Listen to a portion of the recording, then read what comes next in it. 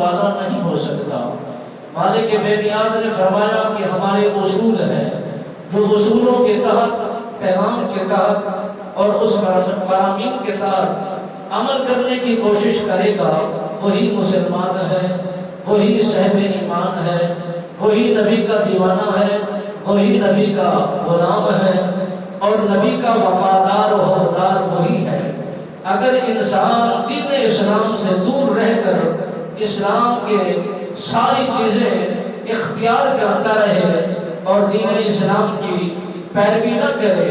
نبیوں کے احکامات کے مطابق اپنی زندگی کو بسر نہ کرے، اور اس کا کھانا اور اس کا پینا عین شریعت کے مطابق ہی کیوں نہ ہو، وہ اسلام میں مسلمان نہیں کہلاتا اور دین اسلام کے ساتھ اس کا تعلق نہیں رہتا۔ میرے آقا و مولا صلی اللہ علیہ وسلم سرکار نے فرمایا یہ کفر بہت بڑی بیماری ہے، اور جس کو لگ جائے اس کا چہرہ زرد کر دیا جاتا ہے اور اس کی روشنیاں ختم کر دی جاتی ہیں اور اس کی برکات کا سلسلہ ختم ہو جاتا ہے۔ اگرچہ وہ دین اسلام سے دور رہ کر جس طرح کے غیر مسلم ہے، اہل یہود ہے، یا پھر کسی مذہب سے تعلق رکھنے والا ہے، اس کی روشنی یا اس کی بہترین چمک کو نہیں دیکھا جاتا، بلکہ اندر کے نور کو دیکھا جاتا ہے۔ نور کتنا ہے اور نور میں یہ اپنے آپ کو بہترین پہل میں کیسا رکھتا ہے، دین اسلام کا چڑھوایا اس پر کیسے چڑھتا ہے، یہ ساری چیزیں تب مقبول اور محبوب بنتی ہیں جب وہ پیروی اسلام کی کرتا ہے،